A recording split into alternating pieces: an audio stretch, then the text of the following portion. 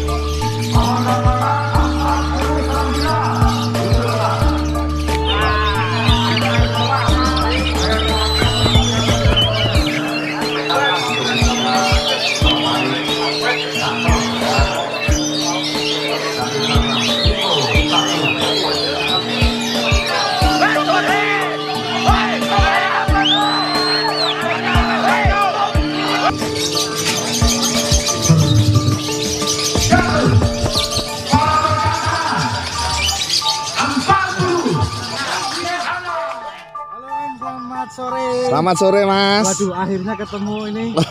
Siap. Sebenarnya sudah saya agendakan untuk main ke markas Om Aris ini. Oh, monggo kapan-kapan silahkan. Di mana? Sokaraja ini ya? Ini ya. Sokaraja. Bukan, Aji Barang. Aji Barang. Purwokerto, iya bae ya. Lupa saya Om. Gini Om. Ya. Teman-teman masih banyak yang pada bingung ya untuk masalah proses konkret. Dan sekarang Om Aris termasuknya lagi sering membahas proses konkret. Ya. Nah, yang jadi pertanyaan ini masalah untuk cuaca. Biasanya ada di cuaca panas dan cuaca dingin. Nah, kalau untuk proses penggacoran menuju konsep sendiri, versinya Om Aris seperti apa? Maksudnya dengan pengaruhnya, dengan hubungannya sama cuaca? Nah, betul Om. Jadi kalau menurut aku Mas, pengaruh burung di tempat panas dibawa ke tempat dingin maupun di tempat dingin dibawa ke tempat panas mesti ada pengaruhnya. Iya, jadi misalnya burung dingin ya Mas dibawa ke tempat panas, kalau yang nggak kuat dia akan lebih gampang ngeriwik, nyardot ya. Tapi kalau sebaliknya burung panas dibawa ke dingin biasanya ngedrop. Saya ngalami beberapa kali soalnya. Burung saya tak titipin ke Om Riyadi itu drop. Karena kan di tempat Jogja panas, tak bawa ke Om Riyadi itu malah drop karena memang cuacanya kan beda banget Wonosobo sama Jogja panasnya. Nah, tapi kalau burung sudah dalam posisi konslet, kalau dia sudah mulai tahan jemur, dibawa dari tempat dingin, misalnya nguncinya di Wonosobo ya Mas, dibawa ke tempat panas, biasanya nguncinya tambah kenceng, tambah gacor, kalau aku bilang gitu. Tambah maksimal ya, tambah dalam gitu. Biasanya di Om Aris sendiri ya Om, kalau untuk burung-burung yang dari daerah panas ke daerah dingin itu untuk prosesnya seperti apa sih Om? Biar nggak terlalu ngedrop gitu. Daerah panas ke daerah dingin. Dari daerah panas ke daerah dingin ya otomatis ya jemurnya dikencengi ya Om kalau kita di tempat dingin loh. Kalau kitanya di tempat panas dapat dari tempat dingin, berarti kita jemurnya nggak boleh kenceng-kenceng, bertahap supaya burungnya daya tahannya ada. Ya tenaganya ada. Ya pokoknya kalau perubahan cuaca kita nyesuaiin supaya burung itu dapat dari tempat dingin, ya kita nyesuaiin cuacanya supaya nggak terlalu ekstrim. Soalnya kalau saya aja ya, misalnya saya main ke Sumeneb gitu ya, saya sendiri di Sumeneb nggak tahan sumuk mesti buka baju. Kadang kena sinar mataharinya Sumeneb itu aja panasnya minta ampun, saya nggak kuat. Itu baru saya. Manusia ini kan besar, kuat. Anak burung itu cuman segini kan. Logikanya kan mesti apa namanya?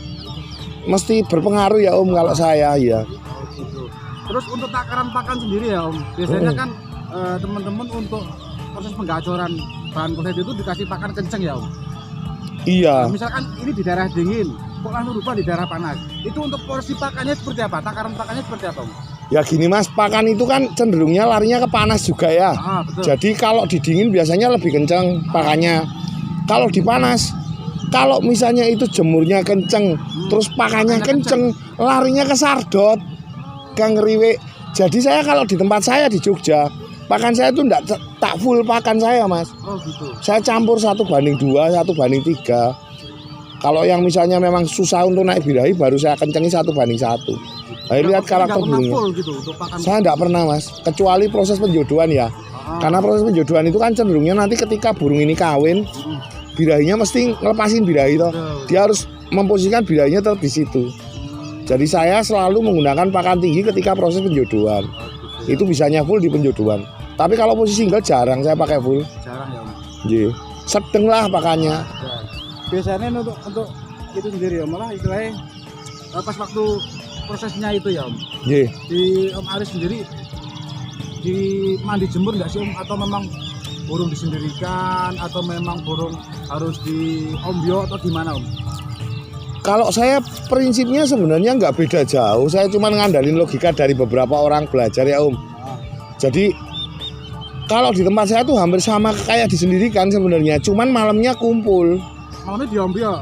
Koloni kapsul Om. Jadi burung-burung itu satu sangkar satu, ditempel-tempel. Berarti pas waktu misahnya itu pas waktu siang? Pagi. Pagi. So, malam langsung dikumpul? Campur lagi ya. Setelah proses jemur, mandi sendiri, atau saya biasanya tak spray embun dulu awal keluar. Nanti kalau sudah dia mau mandi sendiri ya syukur, enggak ya syukur. Tapi kalau nanti burung itu memang susah banget mandi sendiri, tetap saya tembak. Tembak sama semprot. Ya. Enggak berpengaruh itu Om, cuma sama apa istilahnya faktor birahinya mungkin nanti terlalu drop gitu. Lah sekarang kalau seminggu nggak mandi birahi tetap naik terus Mas. Karena di konsep saya mohon maaf ya Mas, agak sedikit berbeda ya. Moga-moga ini bukan sesuatu yang tabu atau gimana, beda pendapat itu wajar je. Kalau di konsep saya nggak ada istilah jebor birahi. Jadi konsep saya itu, soalnya gini, pemikiran saya itu saya pernah ngalami beberapa kali ketika saya belajar di awal. Saya burung saya tinggikan kok larinya ke ngembang, ke tidur gitu loh. Jadi kalau saya nggak malah gacor burungnya, karena saya larinya tuh gacorin burung dulu. Gacor nanti terus keluar birahinya agak tinggi, dia belum sampai ngembang. Biasanya dia keluar emosi karena nggak kawin-kawin. Baru saya jodohin. Kalau nggak dia biasanya terus double. Itu pas waktu dijodohkan itu sampai nelur atau memang hanya sebatas untuk ngawin habis itu dipisah lagi Om? Kalau yang birahinya cuman muka-muka, mutah-mutah terus garuk-garuk, saya cabut. Saya habis kawin saya cabut, saya single lagi. Cuman ngelepasin aja birahinya toh. Tapi kalau yang burung yang istilahnya memang emosinya tinggi, saya memang diproses. Saya pernah ngalami 2 kali burung tadinya gacor Om ya, udah enak gacor, udah ya dibilang double tapi agak lama. Terus saya biarin terus, saya proses, tiba-tiba keluarnya nakal. Jadi bunyi sama ngering, terus saya kawinin. Lah, proses kawinin begitu dia kawin, saya mulai cabut petel. Burung itu nyuri-nyuri bunyi di gelodok Om. Biasanya penjodohan awal tetap ngedrop Om, nggak bisa langsung muncul.